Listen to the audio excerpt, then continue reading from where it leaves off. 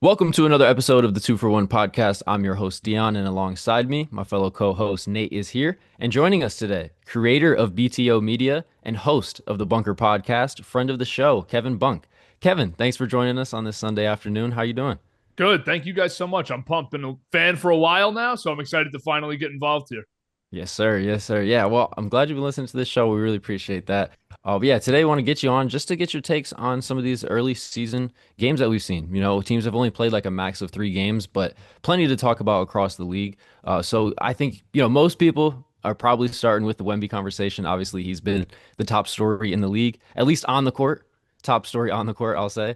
But Yeah. I don't want to spend too much time on that because I really feel like there's not much left to be said. Like that's what we're seeing is something that, none of us have ever seen before. I'm sure like the true OGs will say something about Wilt Chamberlain, but as far as we're concerned, like this is something that we've never seen before. This is something that has truly left me speechless as far as what Wemby's doing right now. So I don't think we need to spend too much time on that. So save for Wemby, what to you, Kevin, has been the biggest story from the first few games of the season? Biggest story from the first few games. This is kind of chalky, but the Thunder at 3-0. I mean, it was really concerning to me this summer for the rest of the league. How are you going to stop a Thunder team that probably only gets better? A lot of the same guys, almost the entire same crew returns, and they're just a year better now. So many young players, and you bring back guys that didn't play last year, and then how do you stop this team? They start 3-0. I think they could win more games than they did last year. I thought that before the season started. I don't think that was an uncommon take. And they just look like the same squad. I really don't understand how a team is going to be able to match OKC this season if they stay healthy. Yeah, Yeah, and doing it without J-Dub too. He still Yep. has not played yet. They're 3-0 without him. It's taken 4 overtime periods between the 3 games, but yeah, undefeated and like you said, they're looking just like a better version of last year.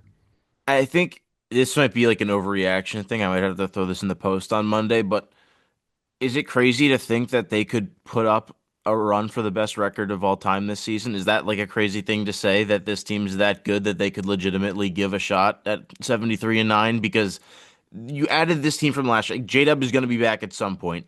AJ Mitchell has all of a sudden become one of the better role players in the league, it looks like. You have Chet, who's taken this leap into maybe being a 20 plus point per game scorer on top of a defensive player of the year level candidate. OKC is really scary. And as a Knicks fan, it is a little concerning to have to potentially go up against these guys if the Knicks want to win their first ring since the 70s. OKC was insane last year, and I have to agree, like they are better. Yeah, I, no, oh good. sorry, Dion. I remember making a video probably right before the finals started about their overall record, which teams were in the conversation. You have the 86 Celtics, the 96 Bulls, for full regular season and postseason wins combined.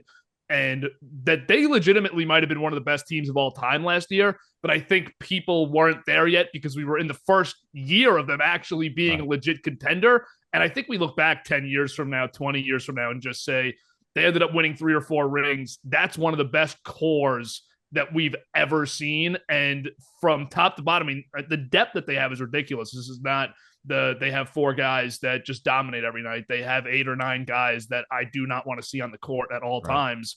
And they can go 11, 12 deep. So this squad and what Sam Presti's done, I know we've beaten that dead horse for like 7 years now on his rebuild, but it's just incredible. I don't know how anybody comes close to this team. And I could see him breaking that record for 73-9.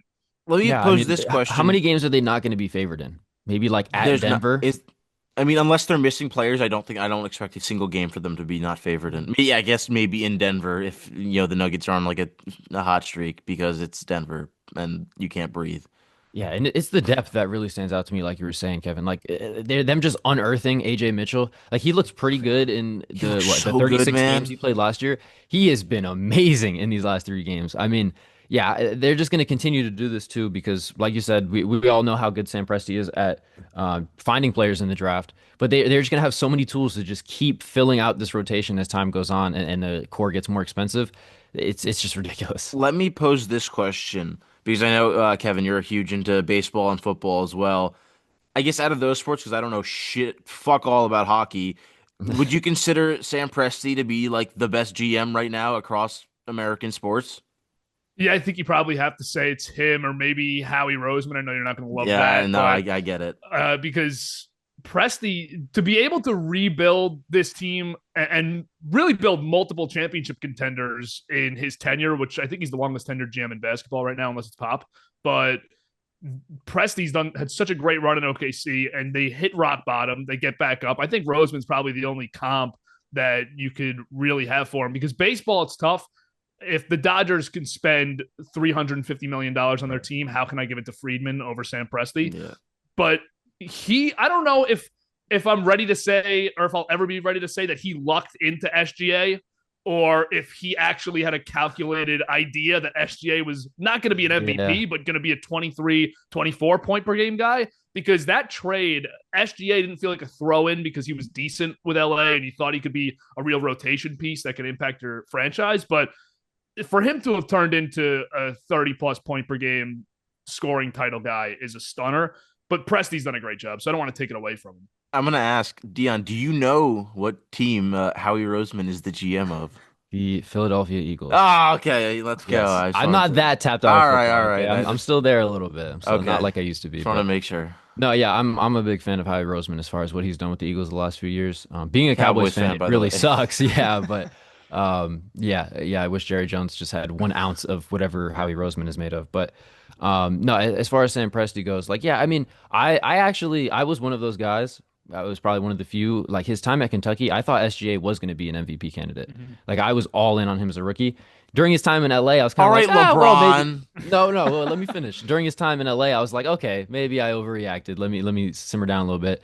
And then, of course, he ends up in OKC and is that guy. So, yeah, I don't know how much to credit him with that. And then, obviously, it was mostly facilitated by Kawhi wanting, like, Paul George to join him, whatever. Mm-hmm. But, like, you still got to give him credit. Like, taking J-Dub at 12 was not just, like, a give me, you know? Like, that's really good scouting right there. So, yeah, he definitely deserves the bulk of the credit for putting this roster together. What's the one bad pick they've had? Is Ousmane Dieng the only Ousmane Dieng, yeah, pick they've had really in the past few years that hasn't been good? But even then, like, they were at a point where, like, you saw, like, the high upside with him. You know, it was worth taking a swing into the lottery because they had so many guys. They're at the point where they're waiving their first round pick from last year because of how much fucking young talent they have, where Dylan Jones is just being waived outright before the season starts because, oh, we have too many first round picks. We can't keep you on board.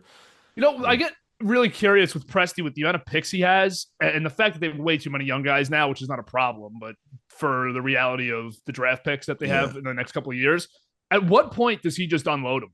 Like, because I was listening to a podcast, I don't remember which one it was, like 3 weeks ago after the Giannis Knicks rumor, and someone was like, why not the Thunder? Because they could just do it, and you don't want to mess up the core they have right now, which would be the reason it's unrealistic, and I have a very confident gut feeling that Giannis will not be on the Thunder in the next 2 or 3 years. But at what point does Presti just say, I got to get rid of these picks and we got to do something with them because I can't keep the players that we're drafting and they're all late in the first round? Yeah, the only problem with that, like trying to go after a Giannis or Devin Booker or whoever the next star comes available might be, is finding a way to match the salary. Like Hartenstein makes like 25, 27, somewhere in there. Like that would probably be the bulk of it. But yeah, I mean, you kind of have to break up the core in some capacity in order to bring in another star.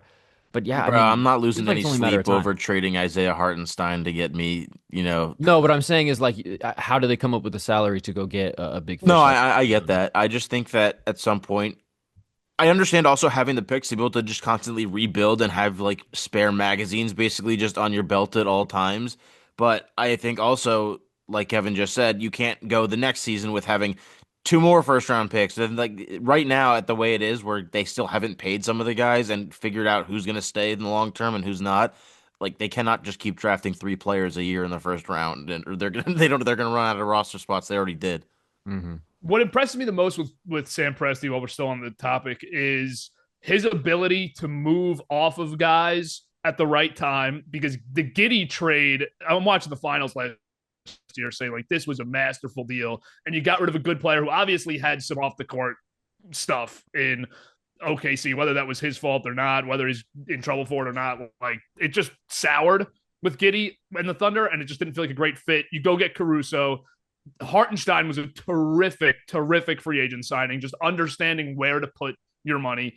And trading Paul George in hindsight, and at the time even, it felt right, but the guy was 3rd in MVP voting that year. Like a lot of GMs are going to say, we struck gold with this. I think we can try and compete next year by putting pieces around him. And instead, Presti says, we're just going to get rid of him while the value's high. I think a lot of GMs wouldn't operate the way that he has in getting rid of good players and making sure you get the right fits. Because a Right. lot of NBA teams just try to force good players to play together, and it doesn't actually work. The Yeah, and I Kings. think that speaks to like the security you were talking about, Kevin, about like Presti, like he's good where he's at. You know what I mean? He had the ability to say, you know what, we're really close right now, but we're not gonna get close enough. Let's restart this thing.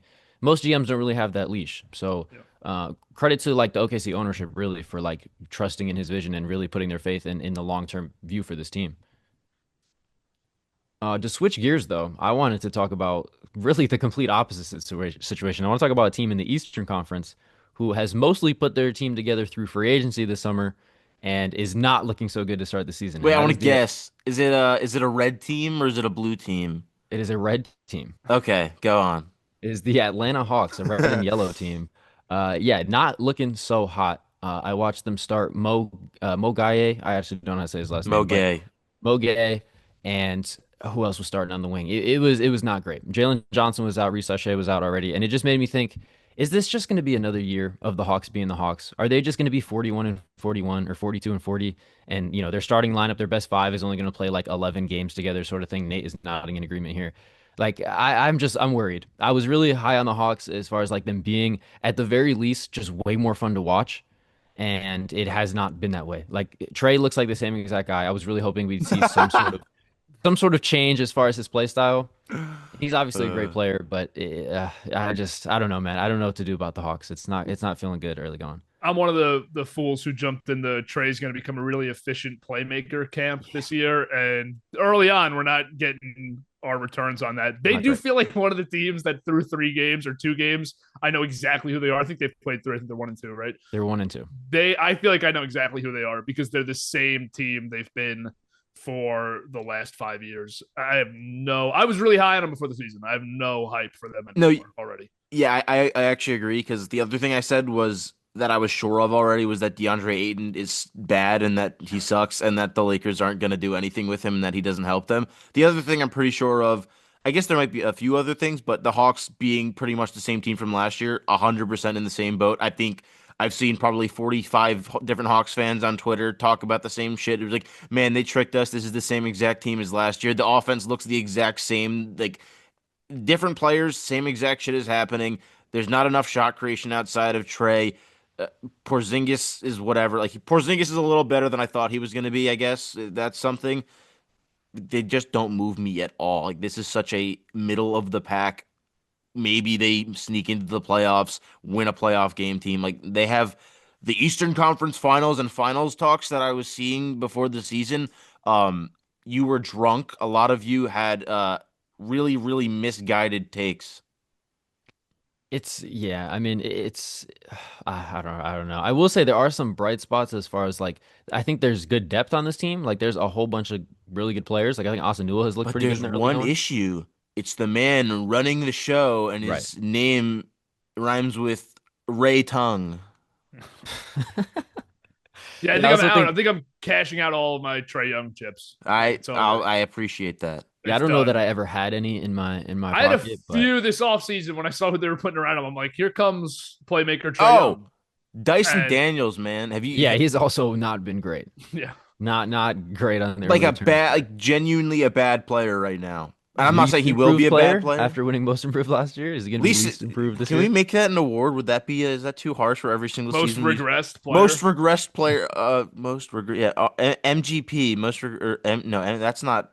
Hold Dude, on. holy shit, man. Sometimes my brain impresses me with how fucking bad it is sometimes. But yeah, watching them just get absolutely steamrolled by the Raptors on opening night was eye-opening to say the least. On both sides of it too. Like the Raptors might be a little bit better than I was willing to give them credit I for. I was gonna say I think the Raptors might be the team that everyone thought the Hawks were gonna be, where they're the team that improved in the offseason or a new look from last year. I don't know if you've tuned into a lot of the Raptors, Kevin, but former Nick RJ Barrett's looked pretty good, and just overall the teams come their defense is good. Like this is a really good Right. defensive team.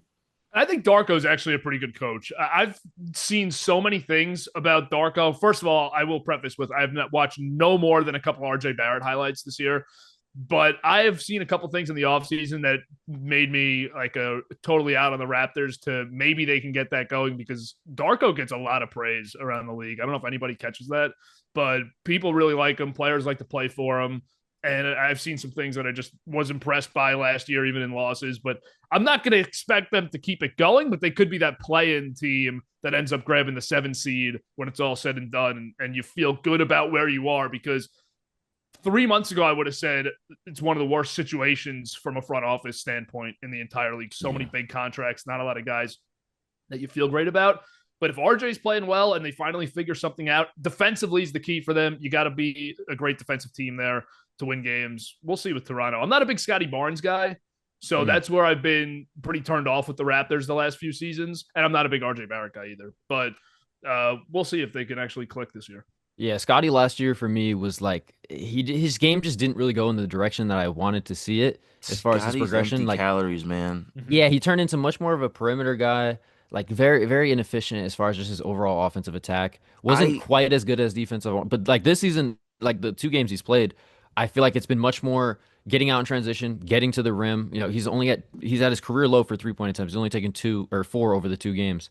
I really like what I've seen from him as far as like it seems like a small mentality shift there that I think is gonna make a big difference.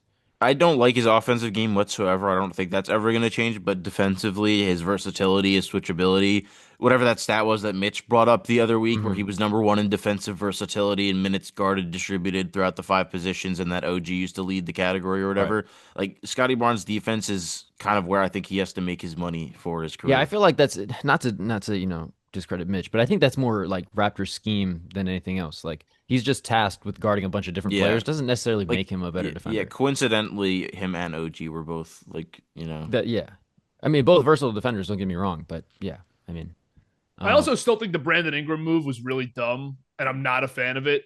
But yeah, they do have a guy on that team now whose offensive game I do enjoy at times and I do trust. So that could go a long way for him this year, actually getting him in for a full season, getting all these guys together. Because with RJ and Scotty, I hate watching them play offense. I absolutely despise it. Oh, Ingram, I can stomach it. I saw this one thing about RJ saying he's one of the most polarizing players in the NBA. He's great at getting into the rim, but he can't finish. He's great at drawing free throws, but he can't hit free throws. So it's like, that's not really polarizing. That's more just well, overall frustrating not across the polarizing. board. It's more so like, I think it's like unskilled, skilled players or whatever. Something I saw where it's he's so good at certain things, but he just doesn't have the full package. Will he ever put it together? Maybe, probably not, because it's been this long at this point. But other than OKC, Kevin, are there any other teams out there that you're really high on so far, or that have tickled your balls a little bit? Well, I have the opposite in well, if we want to go to like high on, the Sixers have had a fun first 2 games. Hmm. And I was so out on them because I'm not in on Embiid at all anymore. I don't know how you can trust in Embiid at this point in time. He's a 20 minute a game Yeah, guy you at don't this got to point. tell He Dion is. twice Yeah, about being out on Embiid. yeah. But now I watch the first 2 games and I say, this is the first time I've seen them where it feels like Maxi's team. And it feels like we're shifting away from Embiid now into that next phase of Sixers basketball because they're better with him off the floor and everyone there knows it. And Quentin Grimes is fun. One of my few Leon Rose gripes of my lifetime with him because I absolutely love him. But now Grimes looks good. He hit the big shot yesterday, or was that 2 nights ago, last night, whatever. I'm losing track There's of a lot, time yeah, completely. last It night I was think. last night, right? But I'm a big Maxi fan. I think he's a top 20, 25 player in the league. I think that he's gone under the radar because of how bad they were last year. And without Embiid on the floor the last 2 years, they just haven't been able to win. I think there's finally a little bit of a vision of we can do this without Embiid being an MVP for 75 games and playing 30 minutes a night. I think they can finally see that light at the end of the tunnel with Maxi and kind of Grimes too. But Yeah, Yeah, I'm the Maxi thing is interesting to me because like we were ranking young cores and I was looking at the Sixers because I really like VJ and he's been, 99th percentile of what I could have hoped for in these first 2 games. But I was looking at Maxi as like, yeah, this is probably just who he is. But now after these 2 games, I'm like, maybe there's another level to reach here. Like obviously, like he's not going to shoot 61% from three. He's leading the league in 3 points right now, 3 pointers made right now. But like he looks like he's taking another step. Like you said, Kevin, I think you said it perfectly. It's looking more like Maxi's team, not Embiid's team. And that's a huge shift from where I thought we'd be at just 2 games into the season. Yeah, him and Edgecombe. I mean, Yeah, it was painful watching them just torch the Celtics on opening night. Edgecombe looks like a problem Yeah, early. I mean, Yeah. obviously the first game, but like he looks like a serious problem. yeah, I and am obviously, not I looking don't want to forward get to having him in my conference for the next yeah. 10, 15 years. Like he is just I wasn't as high on VJ coming out of the draft, and then I watched all the interviews with him and all the way he talks, the way he carries himself, his mentality. I think that goes so under the radar when talking about draft prospects and how they carry themselves. And like, you could have thrown the basketball to the side, not shown me his stats. If you just showed me VJ, like the interviews and everything, and who he was as a person, where he came from, how hard he's worked to get to the point where he's at, like, yeah, dude, I just love guys like that who genuinely it's basketball, basketball, basketball, and then the next important thing in their life is basketball. Like Mm, that's all they care about. It's all they work on. VJ's gonna be a perennial all-star, dude. He's so good. Again, that's one of the things I'm sure of after 3 games or whatever, 2, 3 games. VJ is really, really good, and I wouldn't be surprised at this point if he's the guy to take home Rookie of the Year just because of the awful position that I'm watching the Mavericks put Cooper Flag right. in. That is exactly where I was going to go next. It's like it's pretty eye-opening through a few games here. Like how many rookies look better than Cooper Flag? And I don't want to put it on Cooper Flag's shoulders because the construction of this Mavs team is just not looking good. Anthony Davis is looking like 45 years old. So we'll see how it kind of progresses throughout the season. But yeah, like Cooper Flag playing point guard, nix that experiment right now. Like just go with D'Lo and Nemhard and figure it out. Don't like I guess it's good for like his long-term development, whatever, but it's a mess. Like I don't want to see Cooper Flag playing point guard. We'll see what ends up with the Mavericks in general. But Holy shit, Nick Mangold just died. You whoa, serious? Yeah. former New York Jets center. Yeah. Oh wow, breaking news on the pod. Dang. Wow, because he had that thing a few weeks ago where he, Yeah, I don't that's know what if I anyone saw thought. I that, thought he just had some event or whatever, where wasn't he it? no, he posted like he needs a Oh kidney yeah, the liver. Oh and a yeah, the Oh, liver. transplant. Wow, Shit. jeez. 41 years old. Well, sorry to be the Terrible. bearer of bad news. I just Yeah. thought that Wow. was damn. Just Well, another Sunday in Jet World. Yeah, jeez. man. Yeah. Shout out to all my Jets fans out there. I hope y'all get a win this season. Win today You're for Nick speaking of Mangold. one right now.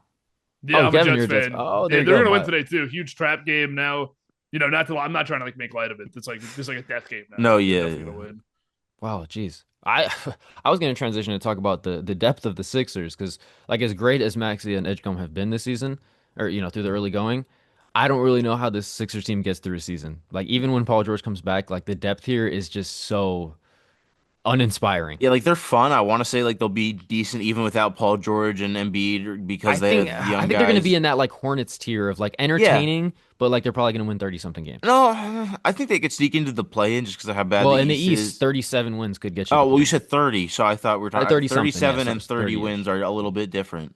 I said It, 30 something, somewhere in that mid 30s range. the Uh, bottom of the East right now just feels so. I mean, Brooklyn obviously sucks. I was mhm. looking at their roster the other day, and I don't even know who half the guys are. Well, And ESPN doesn't either because they have Igor Domin listed as unknown player right dude, now. he doesn't have a headshot Yeah. on ESPN. He doesn't have a headshot. It's just a gray silhouette. And then Indiana looks like they're just not going to get there without Halliburton this year. Yeah, I know that. it's almost like the Pacers are missing their starting point guard and center. That's kind of what I see when I watch Yeah, them that's what I play. It's see when like, I Dude, I watch saw them. Jay Huff the other night and I was like, holy shit, is that Marcin Gortat? And then I was like, oh no, it's yeah, Jay yeah, I did the Huff. same. I forgot he was bald now. I was like, Yeah. who is that? Oh, that's Jay Huff. Oh, okay, sure, yeah.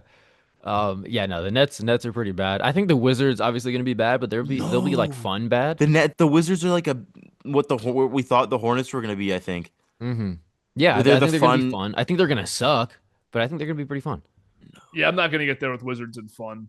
Fair enough. All right. Through two Just as games. far as like a league pass team, you throw them Kaishan on. George isn't doing They're it for losing you. like 141 to 132 and stuff like that. It's just some entertainment there.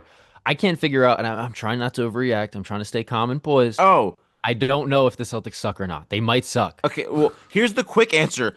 They do, and they're really bad. They might actually end up being bad enough to the point where you're happy about it because they get a top 3 to 5 pick, Hey, and AJ DeBonsa's on the fucking Boston Celtics next year with Jason Tatum and Jalen Brown's fake I'd love hairline that. rubbing off on OG's jersey. Yeah, that was bad too. Dude, I I mean, cannot that's believe rock that. bottom for Oh Boston. man, give The me hairline. flashbacks of Carlos Boozer when I saw that. Oh, I know what I wanted to ask. Team that's actually been good. The center who left Indiana and waddled his way over to Mm, Milwaukee. The Bucks are 2-0, but it's against two really shit teams. So I know that, or I think we've talked about in the past. I think we're both been in agreement that the Bucks are not very good outside of Giannis. Kevin, are you at all moved by this 2-0 start by Milwaukee? Well, the my mindset shifted a little bit on the Bucks before the season, where I still feel like they're not great around the Antetokounmpo brothers, but they can shoot and they can space right. the floor really well. So if Giannis gives you another MVP kind of season and they can lead the league in shooting percentage from downtown, I think they really can. They have an elite group of 3-point shooters. The volume might be too high for them to lead the league in percentage, but still, they have just spacing masterclass when it came to building this team the best they can. I don't think Doc Rivers is going to be able to manage it properly for a full season. I can't believe he's still Oh, coaching geez. them. I wonder what Pin might down, say pin that. down, Like, pin down, pin down, pin down. Yeah, I can't believe he's still their coach because if they had an innovative young head coach running this offense, mm, I'd feel really high on their ability to be a top 4 seed in the East through the regular season. I think they still can be because they have the best player in the conference, but I'm not going to totally gush over the Bucks just yet. Yeah, I'm not in yeah, I'm the willing to say that they could be a top four seed. I think the talent is here. Like, I think Giannis, a little bit of defense and plenty of spacing, like that's gonna get you like that damn near 50 wins right there. that's Mm-hmm. where I'm at, where I'm not gonna go and say, oh, they could actually make a finals run, or they actually might be a Yeah. conference finals favorite yet. But because they have Giannis, because the spacing looks maybe the best it ever has around Giannis, Cole Anthony and Kevin Porter Jr. actually might end up being a pretty formidable point guard tandem. At this point, if KPJ doesn't end up missing too much time, I know he left the game. I'm not sure what his injury status was. They do have really good spacing. Their offense is going to be good. You have elite 3-point shooting mixed with Giannis Antetokounmpo. You should have a good offense from that. I think they have a little bit of a chip on their shoulder, a lot of the guys on this team, because for one, the whole offseason has been about where will Giannis play next, not what can the Bucks do this year with him. I think that provides a little bit of a chip. I think Miles Turner probably has a little bit of a chip on his shoulder too. You leave your team for a rival. He probably wants to show he's not just grabbing money. He thinks he can actually fit in here and compete here. I think that Kevin Porter Jr. will be looking to get into that most improved player conversation. AJ Green is just become a cult hero that's probably trying to continue that status. I like the Bucks. Again, if they didn't have Doc Rivers, I'd really be interested in this team as a potential dark horse contender in the conference to win the conference come May. But I don't think Doc can get that done. Yeah, it's always like 100%. that. Oh, this like everything they have this, they have that, they have that, and then it's like, ooh, Doc Rivers is their head coach. I look at this Bucks team. I'm like, okay, you have the best player in the conference. You have some decent defensive help around him with Miles Turner. You have plenty of spacing. Shout out to Gary Trent Jr. for just absolutely chucking from deep. Like he is just lighting it up. But then I'm like, on the other hand, yeah, there's Doc Rivers and there's Kyle Kuzma. And I'm like, when it comes to the playoffs, I don't know how they win four straight rounds. On the Maybe topic of Kuzma, quick, I he was was not like a horrible NBA player for a while. Right. He is awful He's now. terrible. Like what I happened don't to know what to Kyle make of it. Kuzma well in that Washington that he just became an unplayable asset? I think he legit got used to playing brain rotted basketball where there Right. was no discipline or structure at all, and he could just take whatever bullshit he wanted, didn't have to try a ton on defense, where his miscues and his brain fades were not being punished because it was, there wasn't a goal to win a lot of games in mind, anyways. When you're playing second fiddle to Porzingis for what was it? Was it 2 seasons? 1 or 2 seasons? Season and a half, whatever it was. Yeah, Yeah. like I don't know, man. It's just really hard for me to think that someone that wastes away that much time with that unserious of a personality in Kyle Kuzma is going to not take some of that Washington Wizards basketball with him to wherever he ends up going. And not to mention the fact that they traded him for Chris Middleton, who actually might have helped them out at this point, because I think Chris Middleton is a much better player right now than Kyle Kuzma is. Yeah, it's crazy looking back at that. I kind of chalked that up to like, how bad he was in the playoffs. I figured, yeah, it was going to take some time for him to get serious again Oh about basketball. no, I he figured an sucks. offseason would be enough, but it doesn't look better. And yeah, it's crazy to think that Chris Middleton's actually going to probably end up having a better season than Kuzma. Oh boy. Yeah, that one was a mess. I'll admit. I was actually like I remember when it happened, I was like, "Hey, call me crazy, but like this might actually be a huge trade." It's been the exact opposite. It's Oh, been a and disaster. I don't want to spend too much time on this, but I mean, it's going on. We talked about it the other day, but just to get your thoughts, Terry Rozier, Chauncey Billups, all that situation. You have any thoughts on just the whole gambling outlook on the NBA at all, or any 2 cents on the situation? I think it's really bad. Obviously, it's a really messy situation. I think just more is going to continue to come out. I'm an Adam Silver hater for his entire tenure. I've never liked Adam Silver. I don't understand how he still is the commissioner of the NBA. And I think this should be like the nail that just we got to go in a different direction because you know that there's more guys doing it too. It's not just Chauncey and Terry, and now it's done because they got him. There's definitely more guys But partaking yeah, it in already this. came out. I think it was yesterday. They said Ty Lue was involved in that poker ring as well. Yeah, no, it's really bad. So yeah, it's just gonna keep going. I will say, like, I didn't realize. Did you realize though that Damon Jones was the same coach that like when it first came out? Did you realize that that was the same coach that JR threw soup at? No, I didn't oh, realize that's it. right. I didn't realize that until I saw it on Twitter. Yeah. Oh, wow. No, I'm just realizing that now. That is him. Yes. I was wondering why It his was name one of the seemed so craziest familiar. things ever. J.R. Smith throws soup at assistant coach Damon Oh my Jones. God, that's hilarious. Yeah, because I remember being like Damon Jones. I've heard that name, but I looked him up on Basketball Reference. He had like the most irrelevant 10-year career I've ever seen. So I was like, why do I know that name? But now I know why. Yeah. That's really funny. J.R. Wow. Smith threw soup at him. You think that was the moment? And he was like, He was like, I'm he's like, I'm taking JR, I needed you to fucking miss that three. Fuck you, Damon. um yeah, wow, that's that's funny. I wanted to talk quickly about the Magic because that's another team similar to the Hawks that I had really high expectations for. They're not looking so good. They're looking like an even worse version of, their worst version from last season. I just can't believe how important Jalen Suggs is for this team. Like I knew he was like kind of like I think of like the Marcus Smart heart and soul type of guy, but my God, like they are just terrible when he's not on the court. Like Desmond Bain is not saving their offensive production. It's been bad, and I Well, don't know. because Go ahead. PB5, Patrick Beverly 5 has Oh. been hot ass. Actually, I know because we have very differing opinions on Mr. Paolo. So I guess Mhm. Kevin, what are your thoughts on Paolo Banchero and like his future as being their franchise star? Do you believe in him being like this 1A guy that he's supposed to be? I've tried to come around to it and I can't. I don't think he's a real one. I think he's a good two, maybe even a three on a team that it just works out. Like you got a young guy on a cheap contract that ends up being better. There's too many games in the season where I watch Orlando and just think Paolo disrupts their offense too much and sometimes is just not playing at the pace they need him to play at to be a star in today's NBA. So I'm not a huge Paolo guy. I don't like this team that much either. I think they'll get right though and be one of those top six in the East, but I'm not too high on the squad. Deanna, did you see that shot yesterday, or Kevin too? The shot that Paolo took to try to take the lead against the Bulls.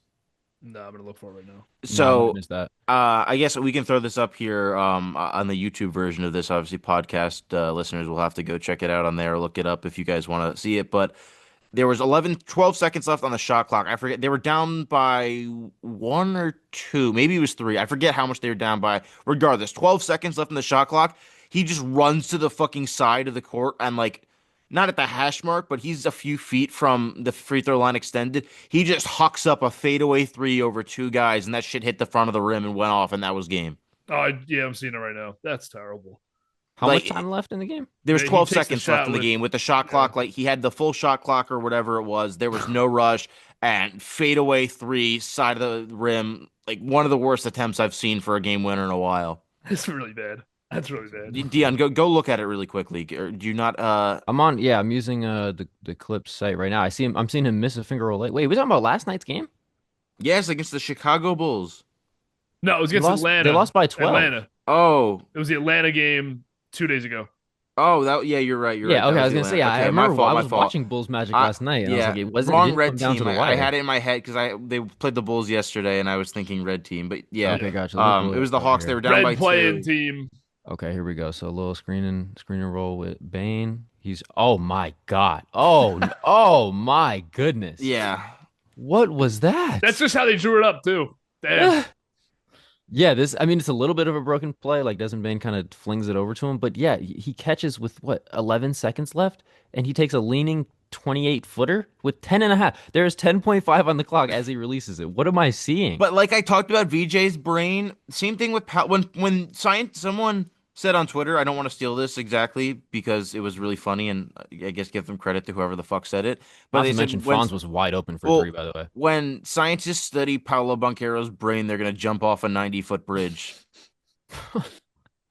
Yeah, I will say, like, okay, a big reason why I am in on Paolo being a number one guy for like a competitive, dare I say, contending team, is because I saw something in that Celtics series. Like the way he was just facilitating the offense, and not just like as a passer, but the way he was just commanding that offense. Like I kind of saw it. I was like, okay, that's a guy that understands the role. He's capable of being that type of guy. But yeah, Kevin, the point you made about the pace, I think, is the right one because it doesn't feel like the rest of the roster really meshes with the way that he wants to play. And I think for the most of his career, I've blamed Orlando for that side of things. But yeah, it might be time to say, well, this is Paolo's fault, and he needs Like, to maybe come on, adjust his game a PP little does bit. it. What'd you say? Come on, PP does it. That's his Instagram handle. I'm pretty sure is like PP Is it Oh, does it. really? Yeah, or it used to be. At one point, it was definitely PP does it. I didn't make that up. oh, okay. PP does it. Sure. Yeah, yeah. If does it means, shoot 37% from the field, 34% from the field. Jeez. I was yeah, no, Um, it's not been great. All right, so Kevin, one thing I wanted to ask you about because if you have listened to this pod quite a bit, then you would know how much I've been riding for the Portland Trailblazers all off season long. Obviously, their head little coach hiccup. is in federal prison right now. What are your expectations for the Trailblazers? Well, Or hold I on. guess I'll Not ask, what was your expectations He's going into not the in season? federal prison yet. Okay, yeah, he's on bond or whatever, whatever, allegations, whatever. We'll see what happens. But what were your expectations coming into the season for the Trailblazers, and how much have you adjusted that with the news? My expectations were probably right outside of the play in. I think the West has a lot of really good teams, so it's not a knock on them. But I liked Nate's take the other day about Dibs. Like, I'm locked in now on Dibs to the Blazers because I think he's such an awesome program builder just to get you back to that point. Now, with this Chauncey Billups thing, though, because they're not going to hire Dibs, it's obviously going to be Splitter.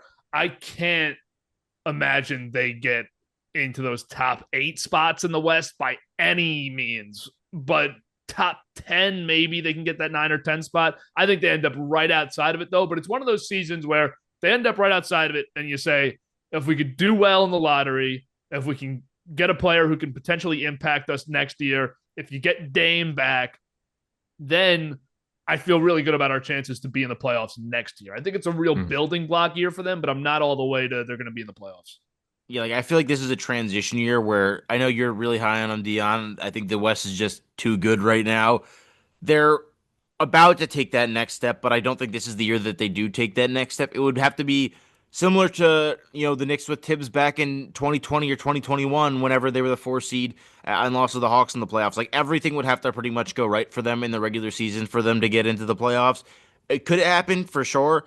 I'm not sure that I believe in them doing it, especially with Scoot missing a month or two. Not that that automatically changes everything, but I do think Scoot's an important piece, and I was higher on him coming into this season than I've been on him in the past.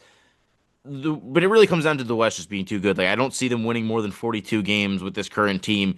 That you're probably going to need at least 42 games to yeah, be a for sure. top 8 seed.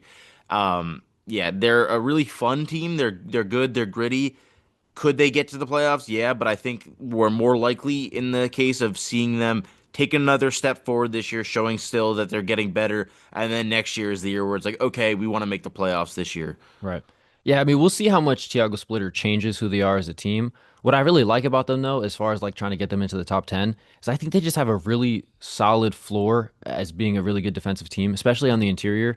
Like, I think Klingon is just going to give this team Clean solid defensive coming. production every single game. Even if he's not going to be a 30, 35 minute a game guy, I think just having him out there with Drew, with Denny, with Tamani, like, there's just so much defensive talent here. And this is a high effort team, too. Added the fact that Jeremy Grant actually looks like an NBA player again. He looks like he remembered that he's making $35 million dollars a year and like should be Well, producing. I think Jeremy Grant also saw the rest of the depth chart and was like, oh shit, I'm not just guaranteed to play a lot of minutes Right. anymore because we actually have talent, so I have to play well again. Exactly. And he's been pretty solid. So I just think there's a bunch of guys here that are going to try hard every night. They're going to be really solid defensively.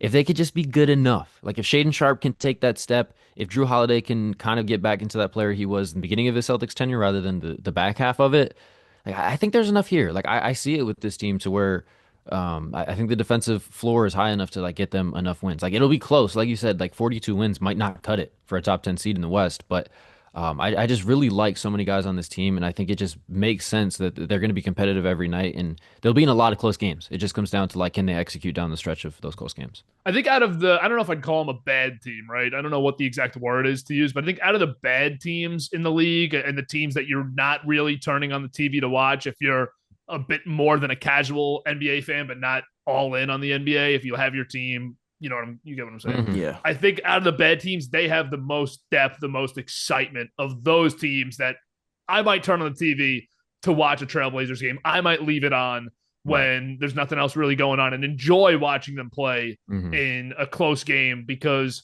they are talented. I think we sit here a year from now and say, this is the team that'll make the leap, win six or seven more. I just said 6-7, but 6 or 7 more games than they did last year. I think they'll be the safe bet for that next season. I don't think it's this year.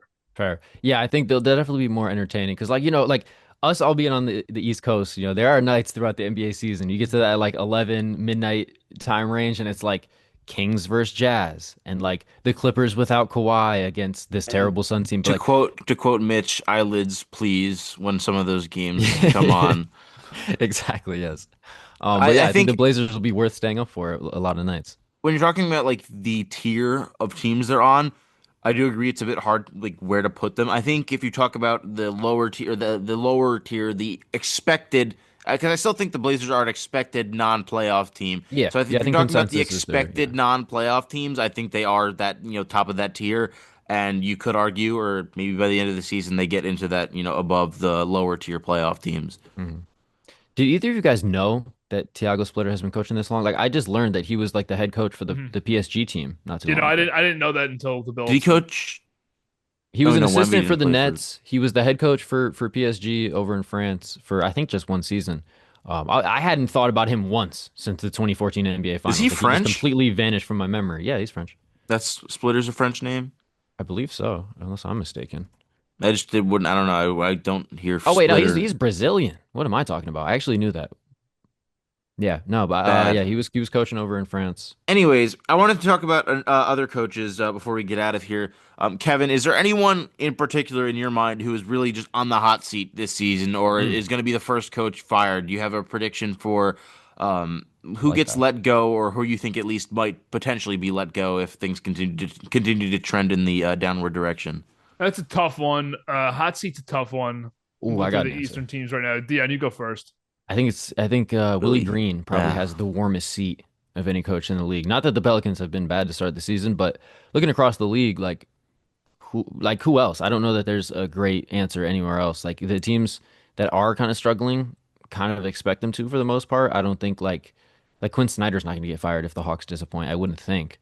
I think Mm. the Pelicans have to have a good season. Like they've put so much stock into being competitive this season. They gave up their unprotected draft pick this year. I think it's Willie Green. If they start off like I don't know, like 8-20 or something, I think he's gone.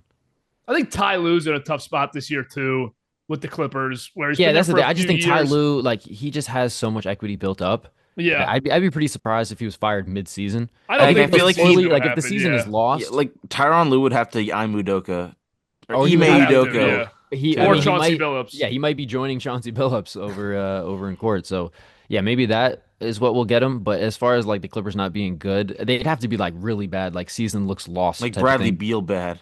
Yeah, yeah, right. Like, yeah, exactly. If the That whole can't team starts happen to resemble there. Bradley Beal, then yeah, maybe Ty Lue's gone. I just think he's built up so much equity. He has so much respect around the league that Is like a mid-season firing, I think would be pretty shocking, unless they're just terrible. is there a world though where Quinn Snyder gets fired if the Hawks are bad?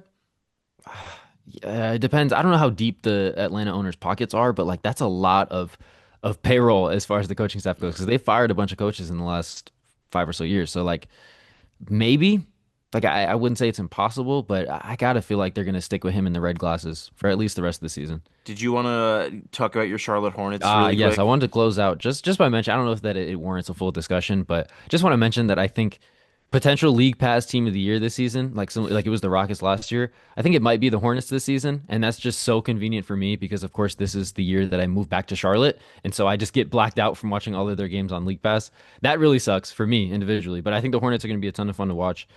They're probably going to win 31, 33 games, something like that.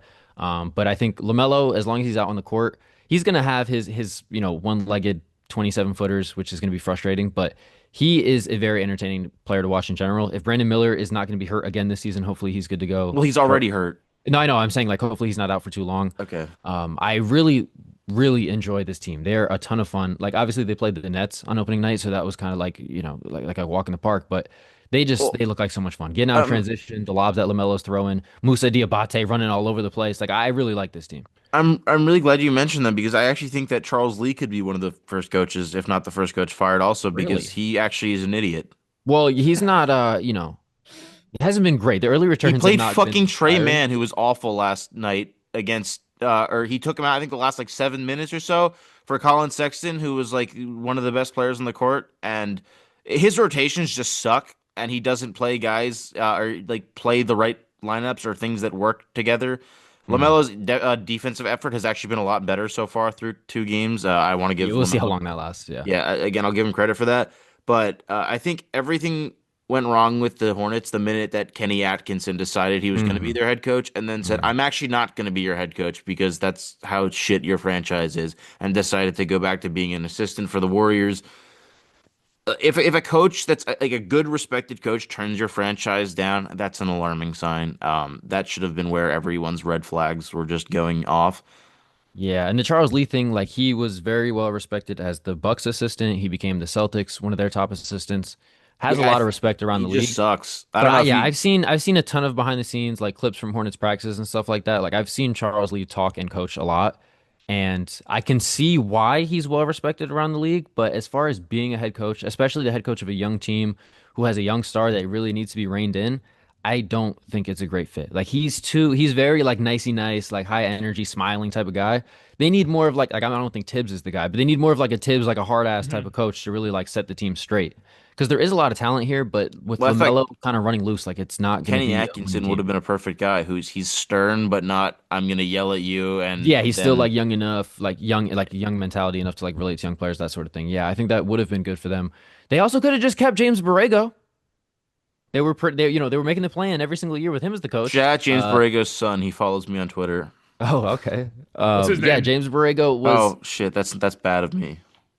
Borrego, I thought was really good for them. I thought he was doing a great job of like managing LaMelo because I remember like as a rookie, if he didn't play well in the first three quarters, like he was not in the game down the stretch of close games for the Hornets, and he was making him earn his playing time and things of that nature. Zach Borrego. Shout out Zach Borrego. Shout out Yeah, Zach no, Borrego. it's been rough. Like having to bring in Steve Clifford, having to like dig him up out of the grave to replace Kenny Atkinson in the short term was rough. And then yeah, Charles Lee, we'll see. Like he's still a young coach. There's still time for him to figure things out. But yeah, it has not been great, and I don't know if he's the guy for them. But I think the Hornets are going to be a ton of fun nonetheless. I I just feel like this want is a team that could win 37, 38 games, and they're Mhm. probably going to end up somewhere around 33, 34. But I like watching. I like the league pass team of the year nom that you're giving them right now because where are you at with LaMelo? LaMelo, I'm in kind of the same spot I was in with Trey Young, but I still have LaMelo chips that I haven't cashed out. Where I think he can be a really good playmaker and a really efficient guard, but at some point the shot selection and mentality over 82 games just has to improve Right. and has to mature. And I don't know if it ever will because part of his game that makes him so exciting, that makes him so dangerous, is that loose gunslinger kind of mentality that loses them more games than it wins them. But every few weeks, it wins him a game, and you're like, LaMelo's here. This is the Right. guy that they drafted to Yeah, be this superstar, erratic player. But that doesn't win you 40 games, 50 games, and get you to where you actually want to go to. So he needs to become the 10 assists per game. I'm going to sacrifice a few of the deep threes. I'm going to give up a couple of the bad drives and try and set up my teammates, or even just try and take a step back sometimes offensively because we do Hmm. have some talent around me now. Right. Yeah, it's a very fine line with LaMelo between like production and entertainment. Flirting versus If harassment. if he can It's thread that needle between like still being the type of guy that he is, but like channeling it into a more productive basketball player, like the ceiling is there really is no ceiling for what I think he can do as an offensive talent. But yeah, it's all upstairs for him. Like I don't know that a coach is necessarily going to be able to fix that. It has to be his own mentality shift. So we'll see how it goes. But I think they're just going to be extremely fun pretty much every single night. But I would say, I mean, Nate, unless you had anything else, I think that's all we had for you, Kevin. I think we can probably wrap this up here. Really appreciate you coming on. This has been a blast. Definitely we'll have to have you on throughout the season. Anything you want to plug before we get out of here? Yeah, appreciate you guys. Let's go Knicks. That's the squad. Not much to say about them. They're great. Celtics are in the gutter. Sorry, Dion. And New York's here. So I'm pumped about that. Looking forward to a good season. Great to have basketball back. Thanks for having me on, guys. Yeah, everyone, Absolutely. make sure to go check out BTO Media. Tune into the Bunker podcast. They have a bunch of other podcasts over there. We'll link their stuff in the description if you're here on YouTube or Spotify or Apple Music or Apple TV, Podcasts. That's a whole satellite separate. radio, or do you have fucking paperclip antennas hanging out? Whatever you're listening, you're watching this on, go check out BTO Media. Thank Yes, you. sir. Yes, sir. And that'll do it for this episode. Thanks to everyone for listening. Make sure to check us out as well on all social media at 2 for 1 Hoops. Subscribe to the pod, and we'll be back with another episode shortly. Hope everyone has a great rest of their day.